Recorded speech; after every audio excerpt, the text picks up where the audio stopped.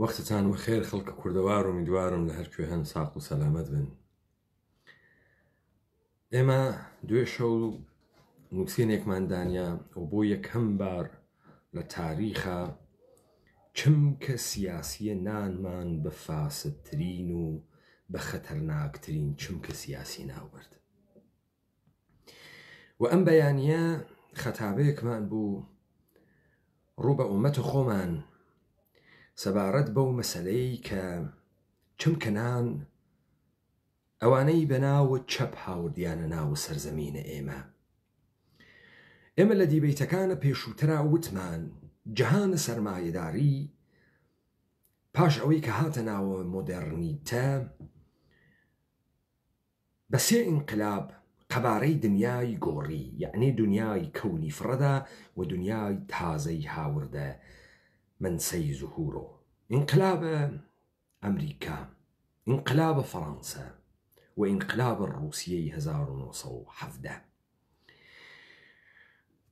لە نێوان ئەم انقلابانە دوو شەڕە جیهانیە یەکەم و شەڕە جیهانیە دووەم سەرفەن بۆ ئەوەی کە تەمامی ئەم گۆی زەمینە لە قەبارەی دەستوری تازە و پارادایمی تازە بخونجنن جێبەجێ بوو.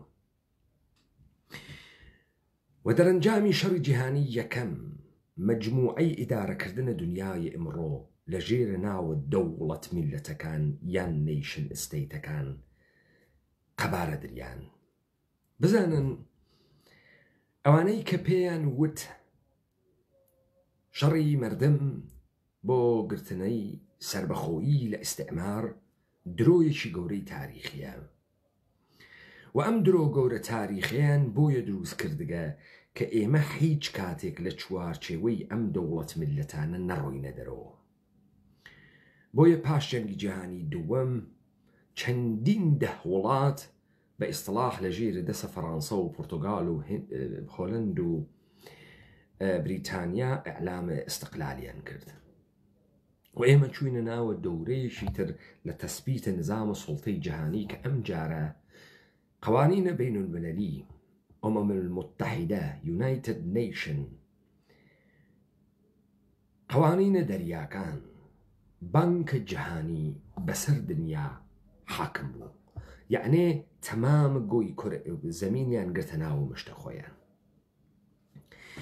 ئێمە وتمان چمکەنان هاوکات کە ئەمانە خەریک بوون ئەیاندا لە کۆمەلگاکانە ئێمە، هاوکات ئەمانە لەسەرەوە دەوڵەت سازیان ئەکرد، هاوکات کە جوولەکە و کومپانی هندی شەرقی و کومپانی هندی غەربی خەریک بوون کاریان ئەکرد، هاتن لە سەرزەمینە کوردەوارە چوار شەرکەتی بازرگانی و کۆمپانی بازرگانیان لە ژێرە ناو دەوڵەتە ئێرانی، دەوڵەتە تورکی، دەوڵەتە عێراقی و دەوڵەتە سووری دانیا.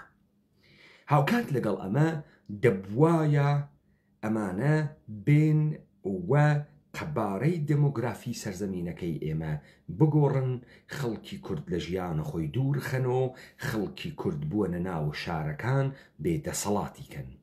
یەکێک لەو چمکانی کە یارمەتی بە ئەمانەدا مەسئلەی مبارزاتە چەپ بوو.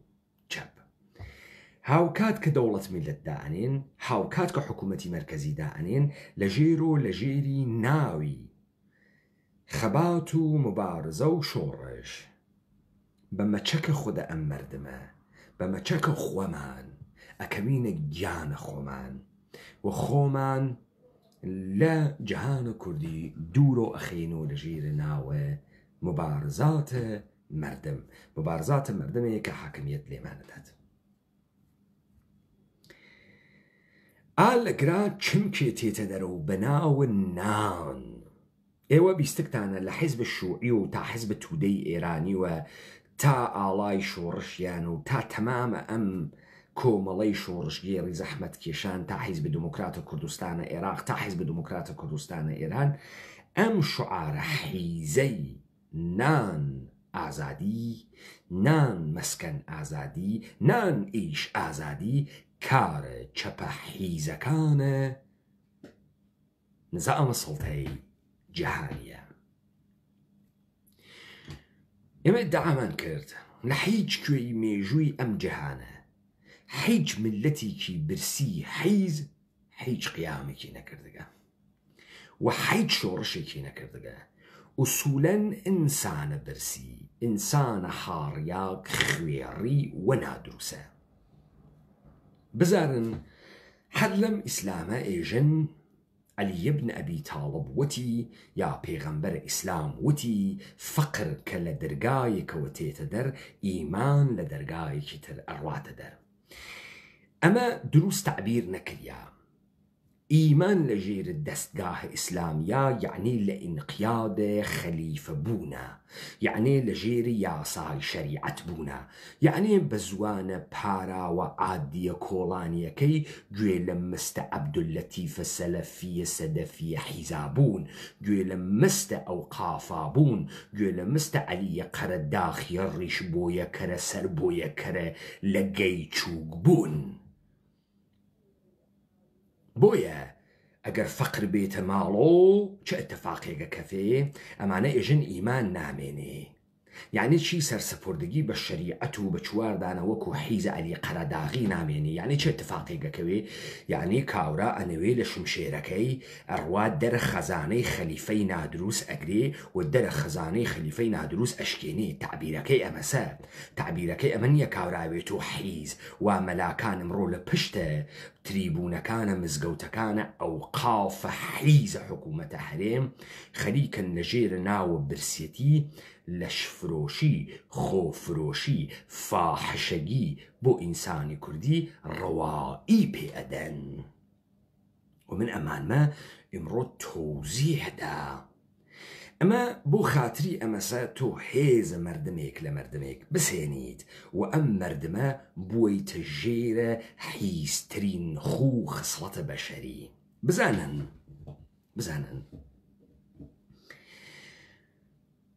جاسوسی کردن، سیخوڕە خەڵکی بوون، خاک فرۆشتن، خائین بوون، جاش بوون، جاش خەفیفە بوون، بەچکە پاسدار بوون، میت و کۆرەجی بوون، لە ژێرە پاساوە برسیەتیا ئەکرێت. کە تۆ وتە کاورا برسیە و وردەڵەی وردە و چی بکات و ئەمانە هەرچی حیزی و نادروسی و بێشەرەفی و گەوادیە لەم برسیەدا ئەچۆڕێت، لەم برسی بوونە. کەچی تۆ فکر ناکەی خەڵکە ئەمریکا یا خەڵکە بریتانیا لەبەر برسیەتی تەسلیم ئەوێت و لنگەکاتەوە بۆ وڵاتێکی تر. نایکاتەوە. چۆن نایکاتەوە؟ تۆ لە شارە لەنینگرادا لە شەڕە جەهانیە دەوەمە دوای 3 ساڵ محاسرەی ئەرتەشە نازی، لە شارە لەنینگرادا خەڵکە لەنینگراد ئەکەونە خواردنە لاشەی مردووەکانە خۆیان، کانابۆلیزمی پێژن، بەڵام تەسلیم ناون. نان مەسکەن ئازادی هەنی حیزە بەچکە ڕەعیەتەکانە کۆمۆنیستە، ئەوانەی وا باوکە گەوادەکانیان ڕەعیەت بوون، خۆیشیان ڕەعیەت زادە و حیز زادە و بێشەرەفە سەکسە زەبدەرین. نان چەمکە فاسدە کەسیفێکە کە لە ناوە دڵیا حەچێ نایەتە دەرەوە بێجگە لە خوێڕێتی. ئێوە ئەم حیزە کۆمونیستانە ئیمڕۆ لە ئوروپایشا ئەوێنن بە ناو کۆمونیستە کوردی، گشتی خەریکە نۆکەری و کاسەلیسیە ئەنتۆنی و ئادامز و حیزبازی و سەکسە زەبدەری و ناوگەڵە و حەچێکی تری لەدەست نایێ. ئەم چەمکە حیزەنانە هەنە چەپە حیز بوو هاوردی لەبەر ئەوەی چی ئێمە لەبین بووە. بزانن ئەم ئوروپا جاران تەبەقەی ئەشرافی تیا بوو، لۆردەکان، کۆنتەکان، کۆنتەسەکان، ئەمانە تەبەقەی ئەشراف بوون. تەبەقەی ئەشراف زەمینیان بوو، پووریان بوو، ڕەعیەت و نۆکەریان بوو. چمکە گلۆری یعنی عەزەمەت، چمکە ئۆنەر یعنی شەرەف، چمکە مردمە ڕەعیەت نەبوو. خۆ مردمە ڕەعیەت حەدی چییە بزانێ شەرەف چییە؟ مردمە ڕەعیەت حەدی چییە بزانێ گلۆری چییە؟ خۆ بۆ ئەو دروست نەکریاگە. ئەو وەزیفەی ئەمەسە نۆکەرێ خاسێکوێ بۆ ئەرباب. لذا دڵاوەری و شۆڤالیەبوون هەنە تەبەقەی ئەشراف بوو، خۆ هەنە هەر خوێڕیەک نەبوو، خۆ هەنە تێ هەڵدریاگێکی پزنتی ڕعیەت نەبوو، کاورای ڕعیەت شەرەفی کووە، کاورای ڕعیەت چوزانێ دڵاوەری چییە، کاورای ڕعیەت کووە بە مەقامە شۆڤالیە ئەگا. بۆیە تۆ ئەوێنیت تەمامە فەرماندەکانە ئەرتشە کلیسا، تەمامە فەرماندەکانە ئەرتشە دووکنشینەکان خودە طبقه اشراف و نجبان اوان ازان شرف چه معنایەکی است. کاورای حیز ڕعیەت ئەگەر بیزانیە شرف چه معنایەکی است، خۆ نە ئەوە ڕعیەت. کاورا ئەگەر بیزانیایە عەزەمەت بۆ ژیانە ئینسانیش بە دەرد ئەخوات، خۆ نە ئەوە ڕعیەت. لذا دنیای ئەشرافزا تەکە دنیای بەردە فەرقیە کرد، تەکە دنیای کۆیلە فەرقیە کرد. ئوسوولەن کۆیلە و ئوسوولەن تەبەقەیە پەزەند لە وڵاتانە ئوروپایی لەو ڕۆژە ئەوەڵۆ تا بە ئیمڕۆ بە کۆیلەیی، بە فەساد، بە فاحەشەگی هاوردگیانە. ئەوە نە عەزەمەتیان نییە، ڕەبتی بەوان نییە. تۆ یەک نەفەر لە تەبەقەیە ئەشراف ناوێنی بێت ئەمڕۆ بێژێ من گەیم، گەی یعنی هەمۆسەکشواڵم، LGBTم، کە ئەوێتۆ LGBT تۆخمە ڕعیەتەکانە جاران. تۆ دانەیە لۆرد و کوڕلە لۆرد و ئەمانە ناوێنیت بێت بێژێ من گەیم. تەوەجۆ ئەکەین. بابێنە سەرە جەهانە کوردی، بابێنە سەرە سەفاتێ، بزانن جاران خەڵکوە من ئەیوەت بابا لێو تێ ناگەین. مەسەڵەن ئێستا قون لە سەردەسە پارتی و یەکێتی تێ ئێژێ کوردی قسە بکە، مەسەڵەن ئاگاتان لێویسە تێنە ناوە لایفەکان. کوردی قسەکردن ئێشێ گوزارش لە جەهانە کوردی بدا. بزانە من دەم ئەکەمەوە کوردایەتیم لێ ئەوارێ، مەردانگی، کوردایەتی، عەزەمەت. تۆ ئەگەر وەو زوانە دایکتە کە قسە ئەەکەی برسیت و موچە نەخوەریت و موچە بخوەریت و حەیزە دنیایت و تەرەفداڵە سڵح و ئاشتیت و حەز بە گەنگ بەنگ ئەەکەیت و بەڕاستی گوڵە لۆکەیت و لە شوشتنە پڕۆکانە حەیزە خۆتا لەبەر ئاو ئاخ جەهانێکەوە بیرتێتۆ، تۆ کورد نییەی. تۆ حیزێکی تێ هەڵدریاگی بنەجوولەکەی وا بەم زوانەی کە قسە ئەەکەی بێجگە لە حیزی و فاحەشەگی هیچێکی تری لێ نایەتە دەرەوە. بزانە لە ناو زوانە ئەمانە وشەی جوامێر، وشەی مەرد، وشەی شای بەرزەمل، وشەی دەستدارە، وشەی کەسدار، وشەی عەشرەتدار، وشەی کوڕدار، وشەی شای شیرین بەشەر، وشەی شاو شیرین سەفەت نییە، غایبە. لەناوە ئەمانە موچە خوەر و فەرمانبەر و پێشمەرگە و عەنبەر و حەیز و دەرە توالت و پسپۆڕە حەیز و دەرپێ لە پێنەکەرە، شورت لە پێنەکەرە، قون لە سەردەسە، کادر و ئەندام و ئەمە ئەو شتەسە ئەمان پێژن کورد. ئەگەر ئەمە کووردە هەر ئەو حیزانە سەوا ئێوە ئەیوێن.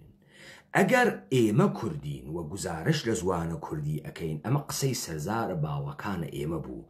یان و کاورا حاتەم تەبعە، کاورا گوساخە، سەخیە، دایک و باوکدارە، کاورا بە شەهامەتە، دلێرە، قارەمانە، مەردە، سفیدخانە، شای شیرین بەشەرە، شای شیرین سوارە، شای بەرزەملە، مەچەکدارە، دەستدارە، دەستڕەنگینە، کەسدارە.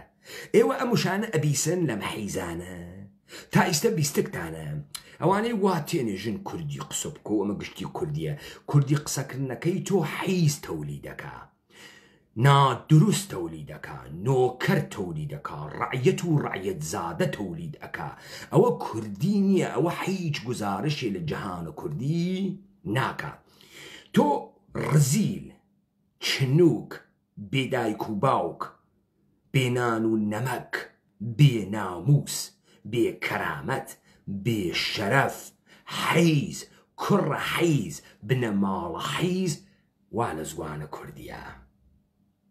وا لە ئەم زوانە گۆرانیە وا ئەژدادە ئێمە قسەیان پێکرد تۆ کامیانی ناموسداری یا بێناموس شاو شیرین سفەتی یا ئیبنە وەخت یا ئیبنە سەفەت یا بێ دایک و باوک یا بێ کەسوکار تۆ کامیانی جەهانە کوردی ئەمانەی هەست نیشانی ئەدا تۆ کامیانی وەختێ تۆ بووی تۆ برسی نان خوەر تۆ حیزی چنووکی ڕزیلی بێناموسی بێشەرەفی بێکەرامەتی تۆ حەج کام لەمانتە نییە تا پێو بەر بخوا ئاخر دانەیە برسی دانەیە حیزە برسیە موچە خوەر ئەتوانێ خۆی تەکان با هێزی واتیە جورئەتی هەست بێتە خیابان و قیامکان دێ ئەمە حیزە پوڵە حیزە نانە حیزە قەلە حیزە فاسۆلیاس ئەمە چۆن ئەتوانێت دەست بواتە ئەسڵحە لە ڕیسکە گیانە خۆیان بەشدار بوێت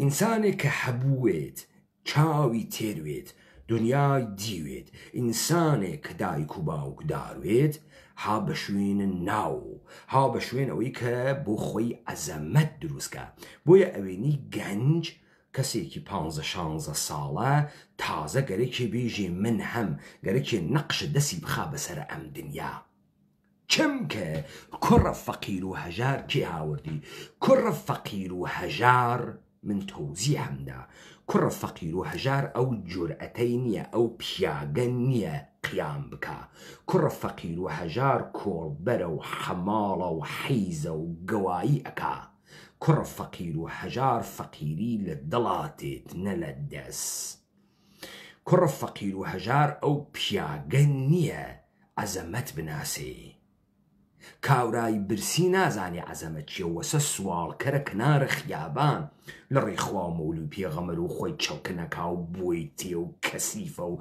لەبەرەوەی تۆ بێزی لێ بکەی پوڕێکی بۆ فڕەدەی چه اتفاقە کەوت کە خەڵکە ئێمە حەزی پێیەکا لە موشە مەسخەرانە ئەستفادەکە برسیمانە نان نییە بیخۆین دیسانەوە تکراری ئەەکەمەوە لە توولی تاریخە حیج برسیەکی خوێڕی جد و ئاباد خوێڕی ئەو جورئەتەی نەوگە خۆی دەربخە باوەڕ ناکەی بچۆ کتاوە بێچارەگان و فەقیرەکانە داسایۆفسکی بخوێنەوە تا بزانی ئینسانە چەپەڵە برسی چ مەوجودێکی خوێڕی حیزی بنەماڵە حیزە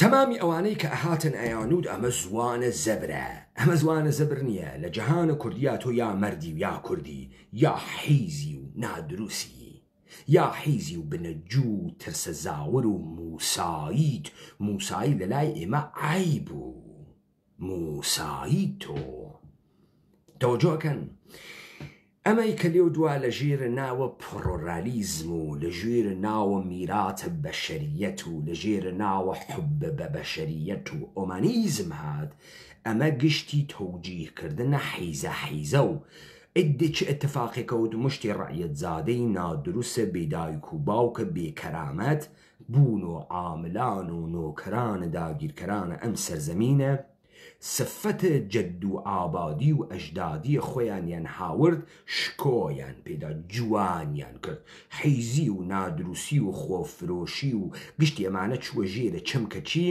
حەز بە سڵح و ئاشتی ئەکەین و حەز بە مافیە مرۆڤ ئەکەین و قیلمانتی لە شەڕ و ئەم جیهانیشە شەڕ تەنی یێسیوە شەڕ ناوێسێ لەم جەهانە کاورا دەسی گرکە بەسەر چاوە خۆیان ئیشەڵا من ناوێنم لە ناو زێرابێکا لەسەر دانەیە گوڵ دانیشکە ئێژێ بۆی تەعفونە زێراب خەفەم ناکە ئەمە ئەم جەهانەسە ئێمە تیاگیرمان کردگە تۆ ئەوێنی 150 میدیا دروست کردیاگە لەو حەلیمە کوردستانە میکرۆفۆن ئەوە نزیکی کابرای ئەکاتۆ کابرا بێ ئەوەی فکر کاتۆ لەحزەیە بیری لێ بکاتۆ حەجی ئێمە برسیمانە و وەزەمان خراپە من تەلەفۆن ئەەکەمەوە بۆ کەرماشان تەلەفۆنەکەم و بۆ سنەتەکە دۆسێ ڕەفیقی قەومێکا قسە بکەم تا دەمەکەم و ێژێ خەڵکی برسیانە و خەڵکی بەوبەختن و خەڵکی هاڕیاگن و خەڵکی چی بکەن و گشتی حەزەکە بەمبەیت و بالۆرە و لە چەپەڵەمە و خۆسوال کەرکردن و خۆ حیزکردن خۆ حیزکردن ئێستا بوو گەسۆ و باو کەس نەیگەرەکە قارەمان خراوە و عەیبە و حساوەسە بمێنیت و تەوەجۆ ئەکەی ئەدەبیاتە تەجاوز ئەدەبیاتە مەفعولیەت ئەدەبیاتە ئەدەبیاتە خەسیاگی ئەدەبیاتە حیزی بووگەسۆ با و گشتی حەزی پێکا و گشتی تکرارە کاتۆ لەبەر ئەوەی ژیانیان ئاوا ئەڕوا بەڕێوە سەختە مرد بوون سەختە شای بەرزەمل بوون سەختە با کەرامەت بوون حیزە قەشەنگە گشت کەسێ حیزی لە دەسی تێ مشتێ حیز لەم سەرزەمینە ئێمە حیزیان تەشەنە پێدا وەکو ئەپدمی بڵاوەیان پێدا لذا ئەوەی کە لەم جەهانە غەربە ئەیوێنی عشق ڕۆمانتیک مەقولەی مردمە حیزە ڕعیەت نییە با بزانی ها عشق و عاشقی و دڵداری و خوەرپەی دڵ کارە تەبەقەی ئەشرافت کارە تەبەقەی ڕعیەت نییە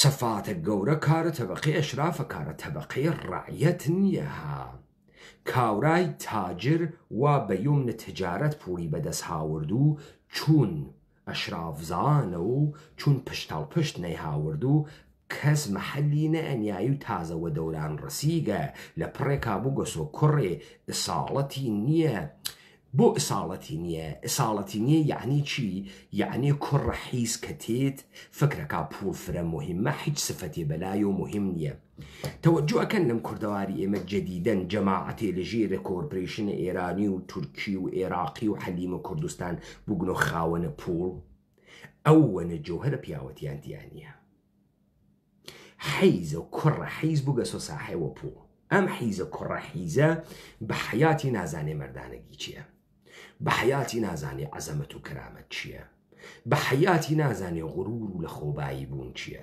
نازانێت بۆ لەبەرەوەی تەواوە عمری باوکی دایکی کەس و کاری بە حیزی گەورە بووگەن بۆیە هەر نەمایشی ڕەنجڕۆوەرەکەی ژێرە پێیەکە کلی لە ڕەنجڕۆوەرەکەی ئەگرێ بە دەسۆ هەر ئاوایە پێیەکە هەر ئاوایە پێکە یعنیم های من ڕەنجڕۆوەرم هەست بەڵام نە باوکی پیاگی بووگە نە خاڵۆیە پیاگی بووگە نە خاڵۆیە پیاگی هەست نە سفاتە گەورەی واتە هەچ ڕەنجڕۆوەرێکی هەز هەرگەرەکێ نشانی بە وەڵام من $2000 دەرەکەم هەفتێ دێ چاوت دەرەها چاوت دەربکە خۆکە چی؟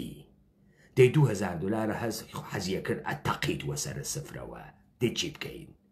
دێ کوا با بزانم تۆ پیاگی تۆ قارەمانی تۆ مەردی تۆ شووی تۆ برای تۆ کوڕەزای تۆ خۆیشکەزای تۆ حیچێ نییە کاورای کاول تۆ هەی تۆ ڕەنجۆڤرێ هەر نیشانی ئەدەی ئەمە مشتی توخمە ڕعیەتی ڕعیەت زای بنە جوولەکەی حاڕیاگە خوێڕین کە ماستاوکردن و خایەماڵی کریاوە مد لە بینیانە بەمە ئیمڕۆ فێر بووگەن حیزەیان کردگە سۆمت کوڕەوەسە بمێنێتەوە کوڕەوەسە پۆلی بێت کوڕەوەسە هەرچی کارە بکات کوڕەوەسە زەرەنگوێ یعنی چی؟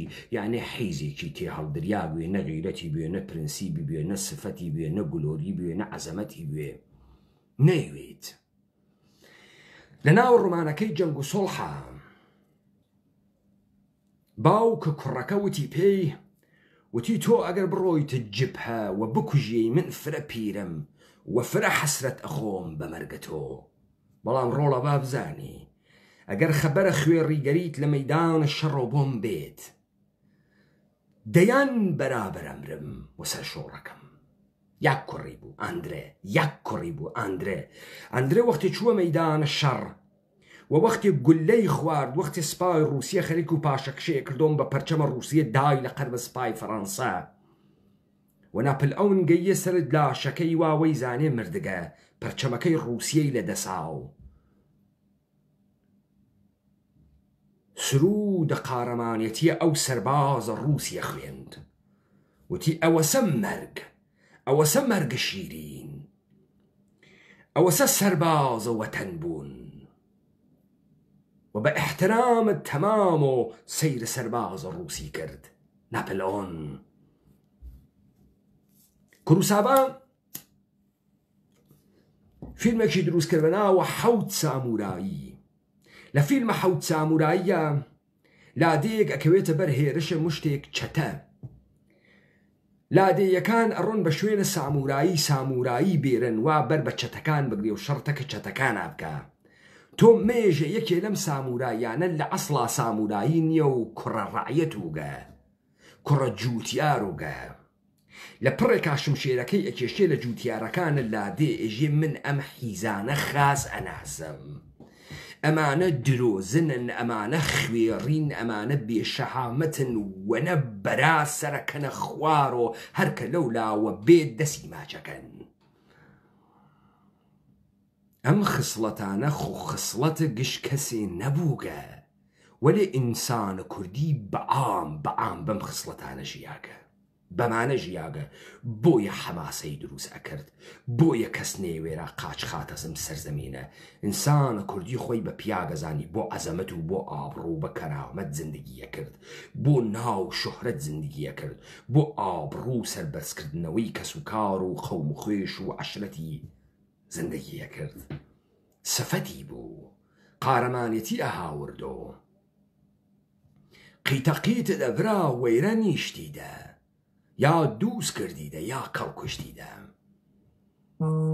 کەڵکوش بوون سفەت بەلایان و مهم بوو نەوەکو ئیستە خوێڕی و برسی و بنەفیت خوەر و مشە خوەر و موچە خوەر و نادروس و نان خوەر و وەڵا برا مردم گشتی نانی گەرەکە نەمەردم لە توو لەم تاریخە نان نەوبیخوا خەڵکی ئێمە ئەوسا هەر ئەوەی نەمردایە جا دۆیی نییە خوارد بڕێشی ئەخوارد نانە پۆی ئەخوارد بەڵام لە کەناریە مەشەیە شخصیەتی بواە مەشەیە پرنسیب بواە مەشەیە گەورەی و عەزەمەتی بواە خۆی بە پیاگەزانی خۆی بە مرد ئەزانی ماڵدار بوو دەستدار بوو لادار بوو خوێن خوێشکەر بوو ئێمڕۆ چ کارەی تۆ حەیزە مهندسی پولت هەست دوو شوقەت سندگە شوقەت هەست هەرچیشەوە ئەپەنەمەیتە ناوە شوقەکانە دانەیە ماشین و وەنەوشەت هەستێری نیشانی ئەدەی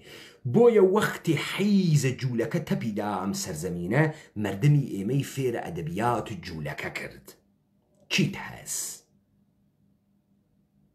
نایژێ تۆکەی نایژێ کوڕەکەی چیت هەست چەنێ پولت هەست چەنێ مڵک و ماڵت هەست پارەت هەیە یا پارەت نییە گەرەکێ باسە کاورا بکا بۆ هات کەسە خیابان ێژێ وەڵڵاهی بە چاوی خۆم ئاگام لێبوو 2000 دیناری پێبوو دەی 2000 دینار چ بکا بیداتۆ نان ئینسان وەختێ نانی خوارد و سکی تێر بوو ئەو جار تازە فکرەکاتۆ چۆن زندگی بکە نان ئەخواکە وزە بگرێ بڕوا بڕێوە دەی زندگیکردن چه شەکڵیە تۆ بەچی زندگی ئەەکەی تۆم یەک عمر بە حیزیەتی و سەرشۆڕکردن و ماستاوکردن و گەورەم و نادروسی بەکوێ ئەگەی تۆ زێنەگی تۆ پیاگی بۆیە چمکە فاسدە مشتێ بنە ڕعیەتە گەوا باوک بوو هاوردیانە ئەم سەرزەمینە مردمە ئێمەی پێ بخەسێنن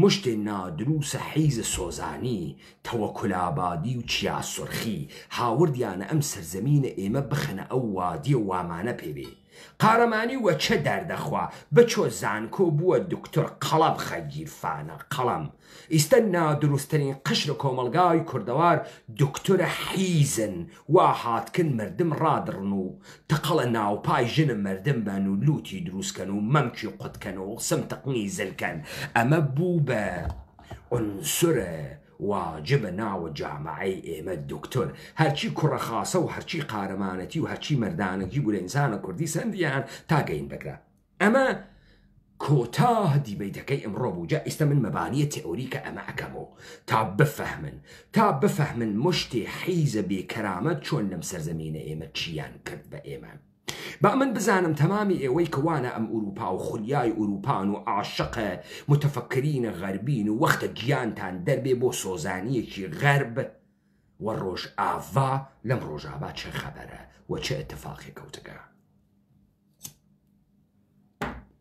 بزانە من چیم متونە بە ناو ڕووناک بیر و قەڵەم بەدەستە سەرزەمینە خۆمان ئەخوێنمەوە کاوران لە عەلی شەریعەتی عاشقە تا کۆنفوسیوس لە کۆنفوسیوس عاشقە تا هایدیگەر چۆلەکەیەکە بۆ خۆی ئەجری وێنێ و فیکە بولبولی لێ ئەدا معلوم نییە لەکوێ هاتگە، معلوم نییە چی حاڵی بووگە لەم دنیا.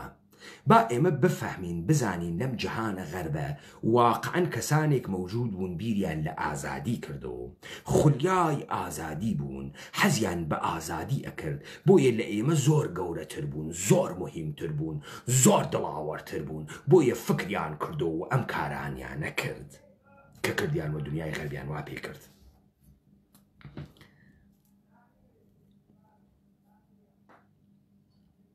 قرن حەڤدەی میلادی دەوڵەتە بریتانیا دوای ماجەرای کرامڤڵ و دوای کتاوەکەی هابز، تۆماس هابز، خەزانەی دەوڵەتی خاڵی بوو و پولی نەبوو.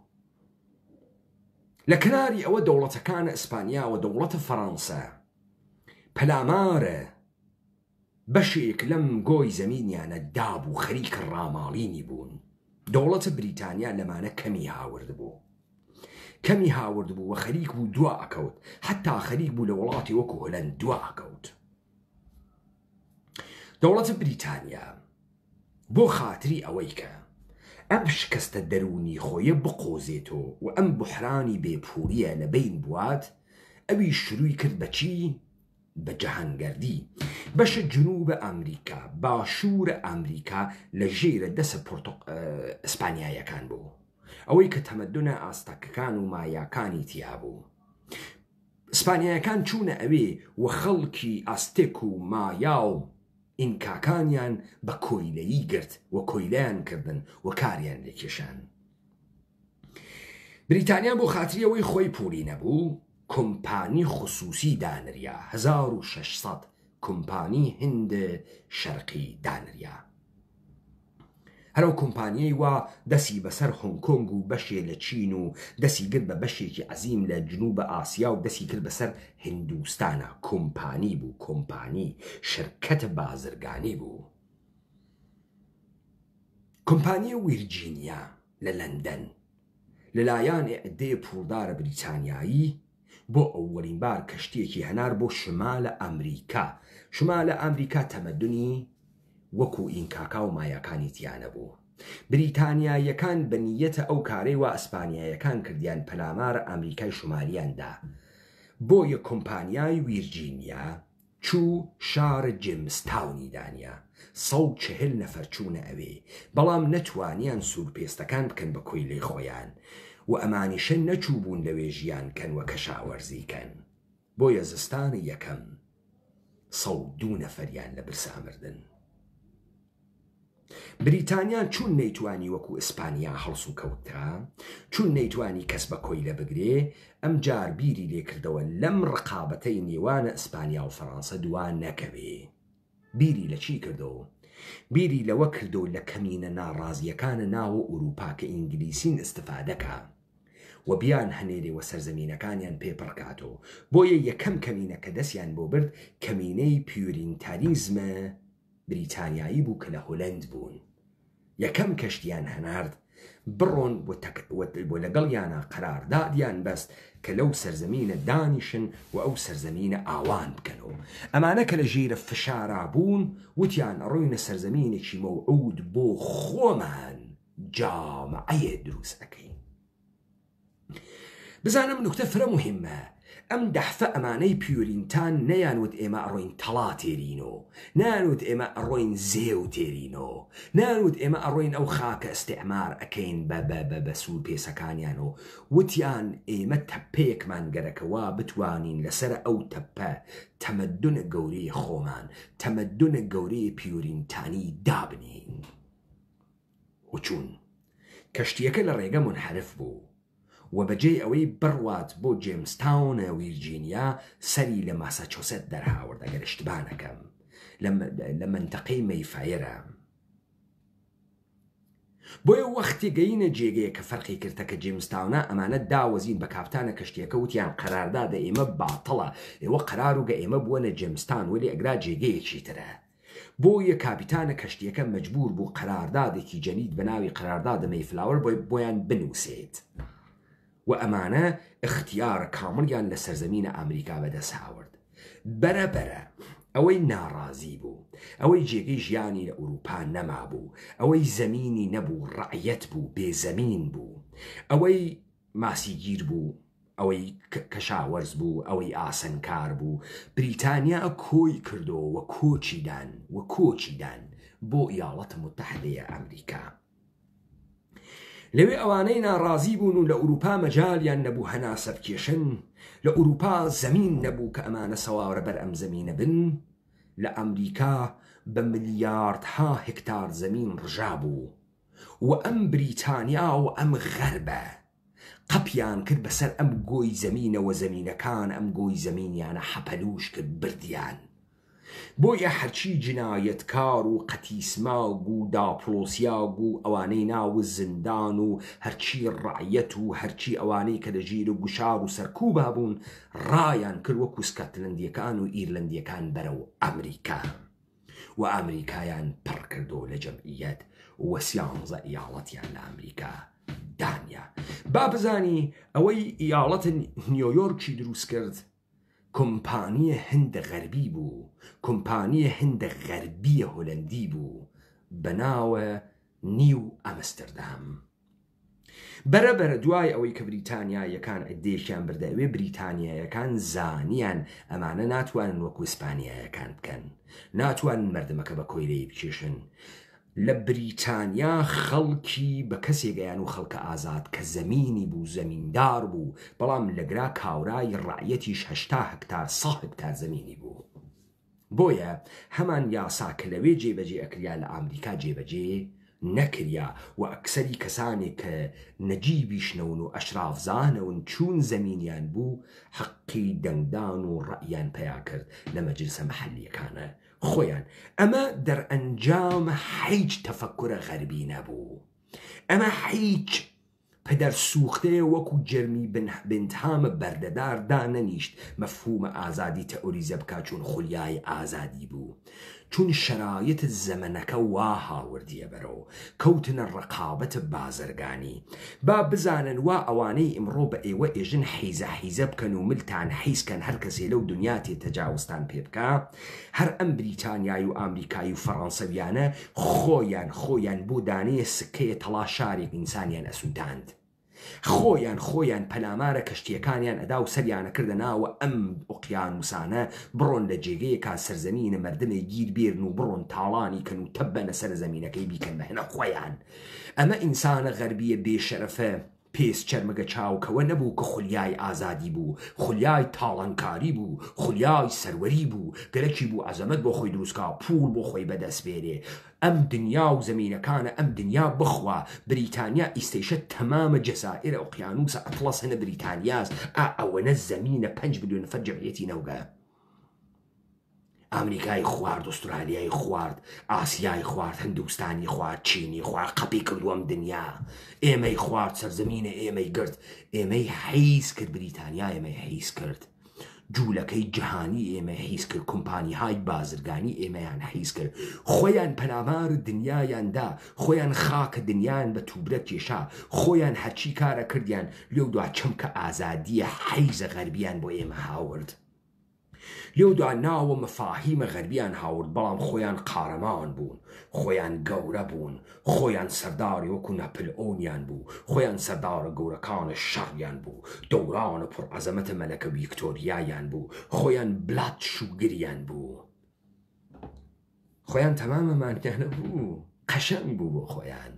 عەزەمەت هەر هەنە ئەوانە، عەزەمەت هەنە کەسێکی تر نییە. خۆ ئێمە چوزان ئێمە مشتێتی هەڵدریاگە کۆیلەی با بڕێن فاسدە فاسق، ئێمە چوزانین ئەربابی و گەورەی یعنی چی، هەر ئەوان ئەزانن ئەربابی و گەورەی یعنی چی. پس لەگرای هیچ فیلسوفێکی غەربی چون کوڕە خاسە و باوکی کوڕە خاسە و حەزی بە بەشەریەتە کرد و عاشق بەشەر بوو، ئۆمانیزم دروستکە، ئۆمانیزمی دروست نەکرد. ڕقابەتە بازرگانی تەماع زیاد بۆ گرتنە سەرزەمینەکان دنیا، بۆ تاراجە مەچەکە مردمانەتر، ئەمانی خستە ناوە ئەم تاریخە پڕفەراز و نشێوەکە ئێوە ئەیوێنن. ئەمانە دڵیان پێوە و سیستەمە بەردەیە بووە بەرەوە بەڵام نەیانتوانی شێوە و شێوازی سیستمی بەردەیی و کۆیرەیەکەیان گۆڕا. ئەمانە فێر بوون ئەگەر ئیسپانیاییەکان ئینکاکان بەکارتێرێ، بەڵام ئەمان سوورپێسیان پێناکرێتە بەردە لە شمارە ئەفریقا بێن خەڵکە ناڕازی بەهەنێرن. قەیناکە هەم ناڕازیەکان لە ئەوروپا خاڵی ئەکەن، هەم ئەوان ئەبن بە ماڵیات پەرداختکەر و لە سەرزەمینێکی دوور تۆلیدات ئەکەن و بازرگانی ئەکەن و منفعەتیان پێ ئەگەیەنێت. ئەمە فێر بوون، شرایط سەخت زەمانە بەرە فێری کردن. ئەمە نەبیرکردنەوە لە ئازادی بوو، ئەمە نەعاشق بەشەر بوون بوو، ئەمانە مشتێ وای چینگە دەڵە دزە کڵاو بەردار بوون، فقط لە ئێمە خەیرێ زرنگتر بوون. ئەوان خەیرێ بەر لە ئێمە ئەزانن گلۆری یعنی چی و عەزەمەتیان بۆ خۆیان هاورد. ڕعیەتەکانە بریتانیا نەبوون وا دنیایان ئستعمار کرد، نەبوون. ڕعیەت لەسەر جێگەی خۆی قنیپان کرد، گەس و تەکان ناخوا ڕعیەتی خوای ئەکا. ئەوە کاورایەک بوو کە سەودای فەتح جەهانی بوو، برسێتی و توینیەتی و خەتەرن هاتنەوەی ناوە ئۆقیانوسەکانی بە کەشتی و بەدەمێکی چێوی بەقیان خۆی سند پەلاماریدا و هەزاران مای لە دەریایی چوو تا توانی سەرزەمینێکی تر بدۆزێتەوە شەڕەشم شێرکا و بیگریت و بیکاتە هەنەخوای و تاڵانی بکە. بەڵام ئیستە لە سەرزەمینە ئێمە ئینسانە کوردی گەرەکیانە بخەسێنن بۆ نان، ئێژن قارەمانێتی مەکە، مەڕۆ بوو خاتری ئەوەی خەزانەی خوەت پڕکەی پەلامارە ئەسەموڵ و خوەت بەو بیگرە، چارە کەس ناکەین و گشتی ئەمان خوات و پەلامارمان ئەدا. بڕۆ حیزە حیزە بکە، بڕۆ بووە نۆکەر، بڕۆ بووە نۆکەرە تورکیە، بڕۆ بووە نۆکەرە ئێران و وەشانە نامەردی قەسەم بخۆ و دەسی ماچکە و خۆتی بۆ پانکەرە و بڕۆ ژێرە دەسی بەشکم نانێکە پێبا. کۆڕە حیزەمە کێ فێرتی کرد؟ کێ فێرتی کرد؟ کێ لە دنیا بۆ حیز احترام قائلە؟ کێ بۆ حیز حەساوەکە لەم دنیا؟ کێ حیز وە بەشەر ئەزانێ؟ کاورای کاول ئێوە مردمێکتان دروست کردگە ئەمڕۆ گشتی حازرە بە حیزە حیزە، دەوڵەتە ئێران بە حیزە حیزە نایەنگرێ. نییە بەسێسی بۆ چێسی گشتە حیزەی بۆ چییە؟ دەوڵەتە عێراق نایەنگرێ بۆ چێسی؟ ئەم گشتە حیزەی بۆ چییە؟ بۆیە تۆ ئەوێنی ئەوەی کە لە غەرب پێشهات و ئەو اتفاقاتانەی کە لە غەرب کەوت هیچی دەرئەنجامە خولیای ئازادی نەبوو. ئەوانەیشی کە چووبوونە ئەمریکا نەیان گەرەک بوو پوڵە زیاتر بن، نەیان گەرەک بوو باج بن بە مەلەکەی بریتانیا. بۆ خاتری وەی لە ساڵی 1865 بریتانیا تەکە فەڕەنسا بووە شەڕی، چۆن مردمە ئەمریکا کە مەهاجرینە بریتانیا بوون بەجێ ئەمەی کە لەگەڵ دەوڵەتە بریتانیا فعالیتە بازەگانی بکەن بە شێوەی قاچاق لەگەڵ فەڕەنسا ئەیان کرد و دەوڵەتە بریتانیا مەمنوعی کردووەمان لەگەڵ فەڕەنسا و لەگەڵ ئەسپانیا بازرگانی کەن. دەوڵەتە بریتانیا قوانینە سەخت دەریایی دانیا بوو، قوانینە باربەریە دەریایی دانیا بوو، بۆ خاتری وەی خەڵکە ئەمریکا دەبێ فقط و فقط مەواد خام بن بە بریتانیا و کالا لە بریتانیا بهێنن و هاوردە بکەن. بەڵام ئەمریکایەکان لە ژیر و لەگەڵ ئەسپانی و فەڕەنسەویەکانە مەعامڵەیانە کرد. 1865 گەر اشتباه نەکەم ئەمە بریتانیا ئەعلامە شەڕی کرد بە فەڕەنسا، دوای 7 ساڵ شەڕ تەکە فەڕەنسا شکستی هێنا لە بریتانیا و بریتانیا حەڵقەکەی تەنگۆ کردو بەسەر مردمە ئەمریکا، بەسەر ڕعایای خۆی و ماڵیاتی زیاکە لەسەر شانیانە و بەستنیوە و تیتر حەقتان نییە بە هیچ شێوەیە لەگەڵ دوژمنانە ئێمە معامڵە و بازرگانی بکەن.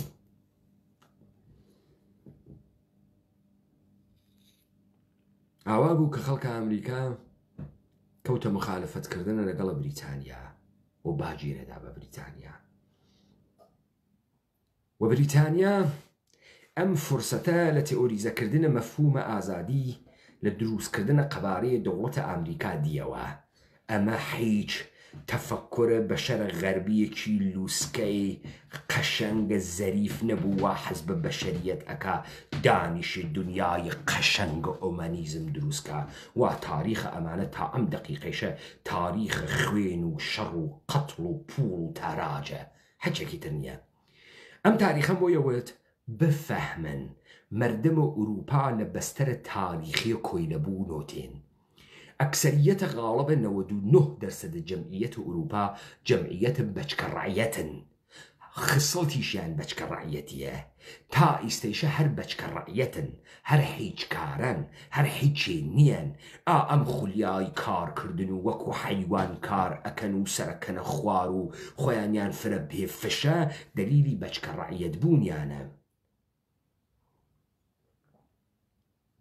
ئەمانە حەکێنیەن، هەیکەل و قەبارەی ئەمانە دەقی خواردگە بە ڕعیەتی.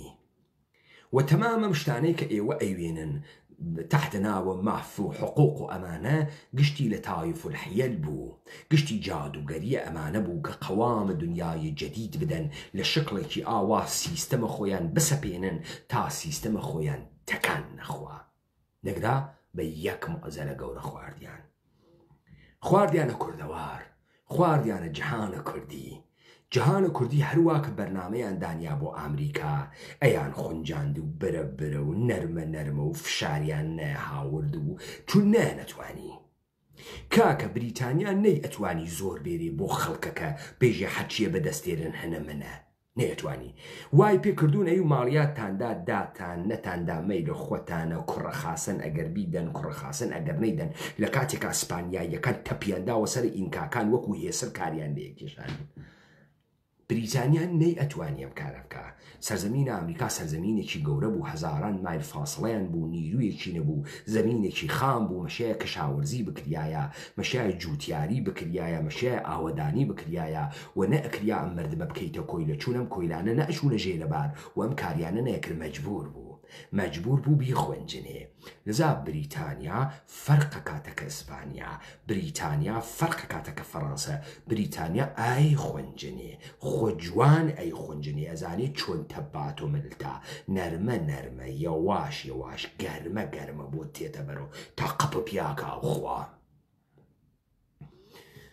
بە 3 ملیۆن نەفەر جەمعیەتەوە لە قەڕنە 17 بریتانیا، بە 3 ملیۆن نەفەر نیوەی جەهانی قوت کرد. چون فێرە فۆرموڵەکەی بوو لە هەر جێگەیەکا چۆن بەهرەبەرداری بکە، لە هەر جێگەیەکا چۆن سەرزەمینێ بخوا، هاتە سەرزەمینی کوردەوار. دی ئەم کوردە گەردەنکەشە ئەم جەهانە کوردیە جوولەکە حیزەکان گزارشیاندا وتیان ئەمە بە نیروی نظامی ناکەوێ، ئەمە بە فەسادە ئەقڵەکەوێ، ئەمە بە نابودکردن جەهانە کوردی ئەکەوێ. بۆیە چمک بە چمک زمانە ئێمەیان نابود کرد. زوانە فەسۆمە جوولەکەتی زوانێ دروست ئەکات بەناوە ئەو زوانەی وا ئیستە پێئێژن سۆرانی و هەڵی ئەنووسن وەشتی پێ ئەنووسن. تۆ تەوەجۆ ئەەکەی لەم زوانە ئەوەنە کوردیەت نایەتە دەرەوە. گەر لە برسان و لەبەر بێبەرگی ئەمڕۆ ڕقەڵم نۆکەری بێگانە ناکەم تا لەسەر عەرزم ئەمن. مەرتیکەی پەدەر سوختەی دائیمەن برسی دائیمەن نۆکەر. تۆ هەم برسیەتی دا پێمان و بە بێبەرگی و ڕقەڵم و برسیم و نۆکەری ناکەمەی. نۆکەری کێ ئەەکەی؟ نۆکەری ئاشنا ئەەکەی. نۆکەری بێگانە ناکەم تا لەسەر عەرزم ئەمن. نەوەڵاوتە فەرمانڕەوایی بێگانە ئەەکەم تا لەسەر عەرزم ئەمن. ئەدەبیاتە حیزە خەسیاگە جوولەکەیان کرد. کاورە دەمەکاتە کوردی بکە قسە بکەن، تۆ هیچ کامتان کوردی قسە ناکەن، هیچ کامتان گزارش لە جەهانە کوردی نادەن. حیزە و خوێڕی و پوڵ و ماف و مافیە ڕەوایە گەلیە و کورد، مافیە ڕەوای گەڵێ کورد. ئەمە ئەو زوانە حیزە و وا جوولەکە هاوردی خستێگیانمانەوە. مەفاهیمە خەسیاک، کەلەماتە خەسیاک، کەلەماتە بێمەعنا، بێجگەلەوەی کە تۆ بەهاڕێ، تۆ حیس بکە، تۆ لە مەردانگی بخە، تۆ لە عەزەمەت بخە، تۆ لە گەورەیی بخە. حەجێکی تریتیان نەبوو، حەجێکی تر.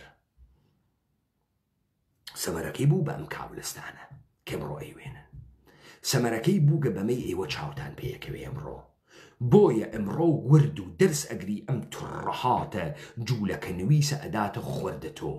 وخلیایەک لە جەهانە غەربە خاتە ناوە زەهنە تۆ کە ئەنەهوو ئەم جەهانە غەربە ئینسانهایەکی گەورە. سوئال ئینسانە غەربی بۆ بیری لە ئازادی کردگەسۆ چی باعث بووگە؟ شکۆی دەرونی باعث بووگە، ئەزەمەتی باعث بووگە، غروری باعث بووگە. دەی ئەمە ڕعیەت زای بنە ڕعیەتی گەوادی بنە ڕعیەتی گەوادی بنە ڕعیەت بووگە. ئەمە خۆی گرتگە بە نۆکەری. چۆن ئەمە لە پڕێکا بیر ئەکات و مەفهومە ئازادی چۆن تئۆریزە بکە. بۆیە تۆ ئەوێنی یەک متەفەکرە دنیای غەرب، یەک متەفەکرە دنیای غەرب جزء طبقەی ڕعیەت نییە، گشتی جزء طبقەی ئەشرافە، بنە جوولەکەی جزء طبقەی ئەشرافە، هەر لە دێکارتەوە تا هێگێلتەوە تا شۆپنهاوەرتەوە گشتی جزء طبقەی بان و ئەشراف جامعەز. بۆ چون خەریکن ئەی خوێنجنن بۆ دەسەڵاتە جەدیدیان تئۆری سواری ئەکەن، ئێمە بەگرا گەیشتین، ئێمەش فکرەکەینەوە کاورای چەرمەک فرە با ئەخلاقە، وڵای ئێمە حەزی پێەکەین، فرە ئینسانە خاسێ، فرە کوڕە خاسەس، فرە بیری کردگەسۆ بۆ بەشەر، سکی فرە سووتگە بە بەشەر. من ئینسانێکم کە بیر لە ئینسانیەت ئەەکەمەوە، بۆیە جیهان اختیارە کوردی تێرم. بۆ چون من ئەجدادم لەسەر گەورەی هاتکن، ئەجدادم لەسەر ئینسان ئازاد بوون هاتکن، لەسەر کوردبوون هاتکن. ئیمڕۆ کە خواردگمە بە قەیران، ئیمڕۆ کە خەریکن بە هەموو دەسێک و ئەمکەن بە کۆیلە، بیر لەمە ئەەکەمەوە نەبم بم کۆیلە. بۆیە ئەوەی لە زەهنە ئێمە تێتە دەرو تەفەککورە خالسە، بیرە لەوەی کەوە بیری بێنینەوە کێبووین، چون گلۆری و عەزەمەتە ئەجداد خۆمان منوا لە بیرە، چون لە ناو ئەو زوانەی وا ئەجداد خۆمان قسەیان پێ ئەکرد سەر تاپا عەزەمەت ئەواری، سەفەت ئەواری.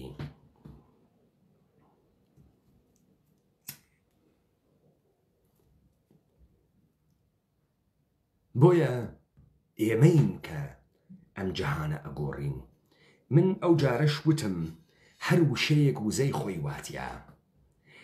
با بزانن وەختێ تۆ ئەکەن بە موهەندیس، تۆ ئەبیت بە موهەندیس پسپۆڕ بوارە هندسە و ڕیاضیات و علومە تەکنۆلۆژیک کە تۆ ئێشی بوویت و کارمەند موچەخوەرە دەوڵەت، ئەگەر دەوڵەت نەمێنێت و پیاگ نیەی. ئەمە تایتڵە ئەیگریت،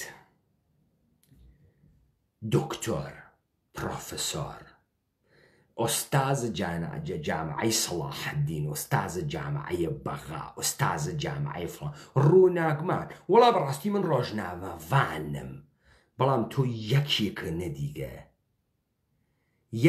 نەدیگە بێژێ من مردم، بێژێ من گەورەم، بێژێ من باشکۆم، بێژێ من با عەزەمەتم، بێژێ من شتێکم. تۆ چێمێنی؟ تۆ مشتی حیزە دایک تەجاوز پێکریاگە، خانەوادە تەجاوز پێکریاگ، ئەوێنی نۆکەر، تخمە پارتی، قون لە سەردەسە پارتی، قون لە سەردەسە یەکێتی، قون لە سەردەسە کۆمەڵە و دموکرات، مشتێ خوێڕی بێ دایک و باو، مشتێ تۆخمە ڕعیەت، مشتێ حیزە بێفکر. ئەوە نەتەفەکوریان نییە. یەک جوملە ناتوانن گزارش بن، یەک دانە فیلم ناتوانن تەفسیرکەن، نازانن لە دنیای ئەمڕۆ چی ئەگوزەرێ، تەواوە فکریان بووگەسۆ دیلدۆ و حەبە قنزلکردن، گەشتیشیان دووگانە سووزن. بۆیە کارتۆن ترەیلی دیلدۆ وارە دەکەن. ئەمە بۆ ئەوانە، خۆ بۆ ژنەکان نییە. دێ پیاکان خەسیاگن کە دیلدۆ لە گرا ئەفرۆشێت. تەوەجۆکەن ئەم سەرزەمینە ئێمە وها اتفاقێکی تیا کەفتگە، مشتی جوولەکەی گەواد بەم زوانە قسە ئەکەن، ئێمە فکرەکەین ئەمانە کوردن. هەر کەسێکە دی حەزی بە عەزەمەت نەکرد بزانە ئەوە کورد نییە، ئەوە جوولەکەس، ئەوە ئەرمەنیە، ئەوە تورکەمەنە، ئەوە ئاسووریە، ئەوە کلدە، ئەوە هندیزای پارسیە. هەر کەسێکتان دی حەزی بە عەزەمەت نەکرد، ئەو بێشەرەفە کورد نییە. دێ ئەو اتفاقی وا لە شەقامەکانە کورد کەوت، نەبرسێتی بوو. ئەوە ئینسانە کوردی بووە بە شوێنە لیاقەت و شایستگی، بە شوێنە لیباسە باڵای خۆی ئەگەڕیا، کاڵای باڵای خۆی ئەگەڕیا، نەبرسێتی پاڵی پێوانیا بێتە خیابانەوە، نەبێ موچەی پاڵی پێوانێ، بێ موچەی تو ئەکاتۆ حیزە دنیا، ئەتکاتە حیزە دەوڵەتە عێراق، ئەتکاتە نۆکەرە دەوڵەتە ئێران، ئەتکاتە نۆکەرە دەوڵەتە ئەمریکا. تەوەجۆەکەین وەلی ئەوێ لەوێ دانیشتگە واتێتە ناوە خیابان ئەڕوات دەستوە یەخەی تۆ ئەوێت بێنان نییە برسی نییە تۆ فێری ئەەکەی ئەو نەتوانێت گزارش بابێژی من حەز بە عەزەمەتەکەم حەز بەوە ئەکەم مردوم حەز بەوە ئەکەم شڤالیەوم حەز بەوە ئەکەم سفەتم پێوێت دڵاوەروم سەرباز وەتەنوم سەرداروم بڕۆم بزانم ئەتوانم ئەم دنیا فەتحکەم وا چۆن بریتانیایەکان و فەڕەنسەویەکان چوون دنیایان بۆ خۆیان فەتح کرد بۆ دانەی لە ئێمە پەیاناوێ بڕوا دنیا فەتحکە ئێوە قەبارەی ئەم مردمە ئێمە بچووک ئەکەنەوە ئەیکەنە سپێ وژن و ئەیکەنە حەیزە سوالکەر و ئەیکەنە نۆکەرە دنیا و حەجی لە خۆیان ناوێنیتەوە بۆ ئەگاتە ئێمە خراوە بۆ گەنجە ئێمە ناوێت تەحەولی بوێت بێباکی بوێت هەیەجانی بوێت پەلامارە دەریاکانە دنیابە بۆ ناوێت پەلامارە سەمڵ بووە سەمڵ بێرێتەوە بۆ تۆ گەرەکتە بیکەیتە حیزە پای سریاڵە تورکیەکان بۆ گەرەکتە وای پێ بکەی مەگە تۆ نائژی حەز بە قەر بەکەیت و خۆشت تێ لە ڕۆژ ئاوا و مرۆڤێ ڕۆژ ئاوایی گەورەس دێ مرۆڤێ ڕۆژ ئاوایی ڕیسکە گەورەی کرد دێ مرۆڤ ڕۆژ ئاوایی سوارە کەشتێک بوو پەلامار و قیانوسیدا بەری ئاو دوای ئاو معلوم نەو لەو دەریا ئەمرێ یان نامرێ بەناوە تۆفان و باران و مەوجە گەورە چوو تێپەڕی لە ناوە تەختەیەکە دەی تۆ بۆ ئەم شەهامەتە لە گەنجەکانە ئێمە ئەکوژن بۆ حەملەیان پێیەکە نایەڵن بەقەت قامەتی ئینسانی خۆیان نەقشە دەسە خۆیان بەم جەهانە بدەن وەختی دنیای ڕاماڵینەوە قەرارە ئێمە لەبین بوون بۆچی ئێمە ئێشە چواردانە سڵتان و چواردانە شمشێرکێش و سەردارمانتیانەیەتە دەرۆ خۆی بە پیاک بزانێ بۆ گەرەکتانە ئومەت و کوردی گشتی خۆی بە حیز بزانێ بە دۆڕیاک بزانێ لە چەپەڵە من بیگری و بیت و بالۆرە بکا بۆ خۆی مەزڵوم و کزۆڵن و ئای کورد چەند بەبەختە ئای کورد چەند بەبەختە کورد دۆسی نییە چیاکان نەبێ قسە حیزانە قسە ئینسانە کوردی نییە من یەکبار لەم قسانمە نەکرد و نایکەم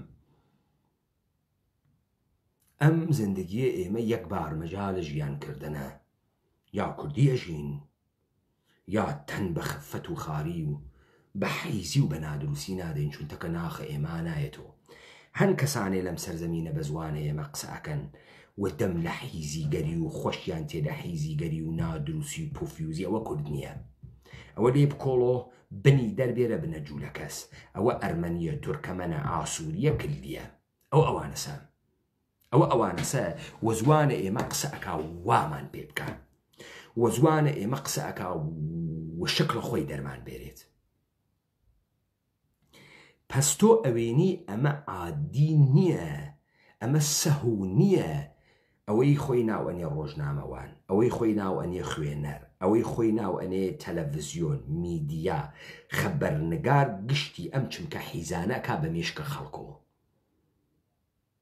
تەوەجۆ ئەکەن ئەمە ئیتفاقی نییە حکوومەتە هەرێم بۆ ئەوە دانریاگە پارتی یەکێتی پەکەکە کۆمەڵە دموکرات بۆ ئەوە دانریاگەن و وا بکەن بە مەردەمە ئێمە وای پێ بکەن بێعزەتی بکەن بێکەرامەتی بکەن نەفس نزمی بکەن دۆڕیاگی بکەن حیزی بکەن حیزەی پێ بکەن ژێرلنگە دنیای پێ بکەن بۆیە وایان کردگە بە ئێمە لاڕین ناتوانین گزارش لە خۆمان بین گەنجە ئێمە ناتوانێ بێژە من گەرەکمە بەسەرم دنیا خۆم نیشان بەم گەرەکمە ڕێگەی بڕۆموا حەج کەس نەڕوویگە ئەرێ من گەرەکمە کارێ بکەم وا حەج کەس نەیکردگە سەمەرەکەی بێ بچی نازانمە بێ بچی بەڵام گەرەکمە ئەمە بڕۆم و بزانم ئەتوانم چی دروستکەم نایڵن دەمیە کوتن و سەرکوبی ئەکەن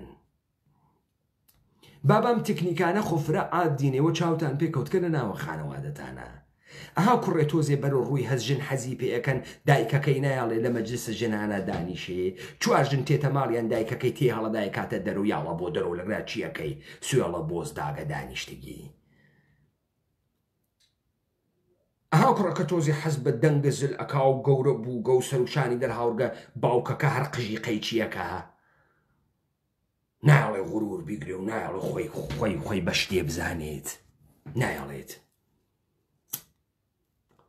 دەوڵەتانە دنیا وا بە ئێماکەن کۆمەڵە و پارتی و یەکێتی و دموکرات و قون لە سەردەسەکانیان هاوردگە وا بە ئێمە بکەن.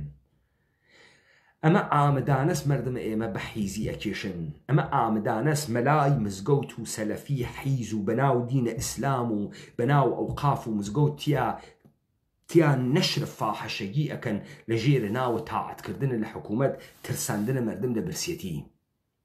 مردمێ ئەگەر مردم بێت وەکو بریتانیا پەلامار وڵاتانە تر دنیا ئەدا بۆ خۆی زەمین بەدەستبێرێ، زەمین بەدەستبێرێ و بستێ زەمینیان ئەم ئوروپاییانە لەسەر ئەم گۆی زەمینە نهێشت کەسۆ ئێمە بڕۆینتیا بەحەسینەوە کۆچکەین لەو کەسافەتخانە لەو گەندەڵخانە کۆچکەین بڕۆین کۆمەلگای ئارمانیە خۆمان لەسەر تەپەکانە جێگەیەکی تر لەم دنیا دابنین بستێ زەمینیان نهێشت کەسۆ ئێمەتیا بەحەسینەوە. زەمینەکەی خۆیشمانیان بردگە محاسرە بووگین لە ناوە مشتی حیز و دزە، مشتێک گەوادە، یعنی بەغایەت گەواد، بە بنەچەق گەواد، بە بنەچەق کوڕە حیز. ئەخر حەدێکی هەست، حیزیەتی و بێشەرەفی حەدێکی هەست، تۆ سنوور لەمانە ناوێنیت. ئەمە و داستانە سەوا لە سەرزەمینە ئێمە اتفاق کەوتکەوە ئێمە لی بێ ئاگاین، خەبەرمان نییە. من ئەو ڕۆژەش وتم من ماتەڵ نەوگم خەڵک ڕاپەڕێ و من سوارە مەوجەکەی بم، من دەبێ کە خۆم ڕاپەڕیگم. ئەگەر من ئاخرین نەفەریش بم کە دائیمەن لە ناوە ئەم شەقامانە وێسیاگەم، ئەوە نە ئەوێسم تاما بەقی ئومەتە کوردەوار بێرمە ناوە ئەم خاکە، بێرمە ناوە ئەم مەیدانە. ئەم ڕاپەڕینە نە تەعتیل ئەوێت نە دائەخرێت. بۆیە من تێمە سەرت دانە بەدانەی ئەم چمکانەی وا ئەکەوێتە سەرزارە ئەم مردمەوە تکراری ئەکاتۆ و با بزانن پێلەقەی خاسی وا لە شوێنە. تەمامە ئەم سفاتانەی من بە مردمە دام کاملەن دروست بوو ئەمانەی کە لە ژێر ناوە پسپۆڕ و ڕووناکبیر و حیزبی و حکوومەتا خەریکن قسەکەن. ئەمانە ئەم سفەتانە پێیان ئەخوات، دەقا و دەق پڕا و پڕ ئەمانەنە. ئێمە ئەم شۆڕشە کوردیە خۆمانە تا ئاخرین مەرحەلەی ئەوەین، ئەمە ئاخرین شۆڕشە. هەروە کە وتمان سەیاو دە ئەزەل بنماون و هوەر پەیدا بوو شەوکەت شاو شیرین بەشەر. کۆمەلگای کوردەوار هەمیشە وا بووگە لە هەموو دەورانێکی تاریخیە داوکارانە دەوران هاتگن و دانایانە دەوران هاتگن و بەریان گرتگە بە نابوودی. ئەم جارەیان ئێمە لەگەڵ تەوتەئەی پیچیدەی جوولەکە و بریتانیا و ئیمکاناتەکەی ڕوبەڕوو بووین، بۆیە 250 ساڵ مای نەجێلێیان. وەلێ وەگیان خۆتان ئەم دەفعە وەرەقەکە خرا و هەڵگەڕیاگەسۆ. ئەمە ئاغازە دەستپێکە تەواو بوونە دەسەڵاتە سوڵتەی جەهانیە. وەم اتفاق لەم سەرزەمینە ئەکەوێ. هیچ کام لەو کەلامەی من وتم بۆ هیچ کام لە ئێوەی کە کوردن نائاشنا نەبوو. پس ئێوە زانیتان ئێمە لە توو لە تاریخە هیچ وەخت شۆڕشێکمان بەناوە شۆڕشە برسیەکان و ناننەوگە. ئێمە یەک دێر وشەمان نییە کە ئەژدادە ئێمە، یەک دێر شعرمان نییە کە ئەژدادە ئێمە بەسەر باڵای ناناوتوێتیان. بەڵام تا دڵە گەرەکوێ بەسەر سفەتدار بوون و شای ساحێ و سفەت بوونە شعر مەوجودە، مەتن مەوجودە، وەسف مەوجودە. هەر لە شین گرتگە تا بەیت و بالۆرە و تا هۆرە تا حەیران و لاوک و ئەوانە مەوجودە سفەتە قارەمانی و سفەتە کوردی مەوجودە. ئەمەسە ئەو جەهانە کوردیەی کە ئێشێ گزارشی لێ بدرێت. ئێمە ئەوەی کە خستگمانە سەڕێ حیزە قون لە سەردەسەکانە پارتی و یەکێتی بزانن ئێمە کەفچەرێنەکانە لای خۆتان نین کە خۆتان دروستان کردگە بێنجمێن بین و حەمایل خانم و مەسە قەزەم و جەلە و وەرگە فقط. ئێمە ئەو شتەی وا تۆ بەحسی ئەەکەی لە بنیاد و ئەوڵ دەحفە هەڵی ئەتەکێنین. یعنی ئەو ئیدعاکە کردە بەناوە کوردایەتی، ئەو ئیدعاکە کردە بەناوە حکوومەت، ئەو ئیدعاکە کردە بەناوە ئینقلابیگەری، ئەو ئیدعاکە کردە بەناوە شەهید بازی ئەو ئیدعاکە کردە بەناوە کوردبوون تەواوە ئەوانتە لێ دەرەخەین ئێمە تەوتەکانە تۆ بنە جوولەکە دەری ئەخەین لێو دوا پێت ئێژین حیزە کوڕە حیزە ئبنە حیز وا تۆ کاورای برسی لە کەرەج سوار بووک وا عالەم و ئادەم سوارتان بوون لە کەرەج تۆ هاتگی بەحسە برسیەتی و نان و موچە و موچۆ ئەڤە ڤەفدێ دەهەنێرینش بۆ بەغایە موچەیە بێنێ پارەیە بێنێ ئێوە پارەتان هاوڕدە خستەتانە ناوە مردم بنە جوولەکەی حیزە پارە ئێوە مردم ئێمەتان وا پێ کردگە وەلی ئەم تاوانە ئەدەن و ئەم زەبرت دەسە کەفچەرێنەکانە خۆتان نییە خۆ تۆ دیت من مەفهوم بە مەفهوم کەلەمە بە کەلەمە ئەتانگرم و ئەزانم کاولکارێکەتان لەکوێ کردگە کاورای دەهاتی دەشتێکی تۆ گەرەکتە تەکە ئێمە دەربکەوی ئێمە ئەربابەکە وا ئەمریکا وا بریتانیاوێ ئەی وێنە سەرەکانی ئاوی نادەین و تێرینیوە و با خاس بزانیت بابزانی ئەوە یەکەم کەسە لە تاریخ جیهانە ئێژێت حیج فیلسوفێکی غەربی بۆ بەشەریەت نەی فەلسەفیگە سەفارشیان پێداگە کە دەسەڵاتە تازەیە کە بەدەستیان هاورگە بیخۆنجنن ئەوە قسە ئێمەس و ئەمە ئەسپاتەکەین ئێمە سابت یەکەین تەمامی ئەمانەی کە تا ئیمڕۆ بە عنوانە عەزەمەتە غەرب بە ئێمە درابوو هەمووی ڕووداوێکە کە لە پڕێکا ڕوو ئەدا و مەجبورەون و ئەی خۆنجنن بۆ خۆیان لایەوە خۆش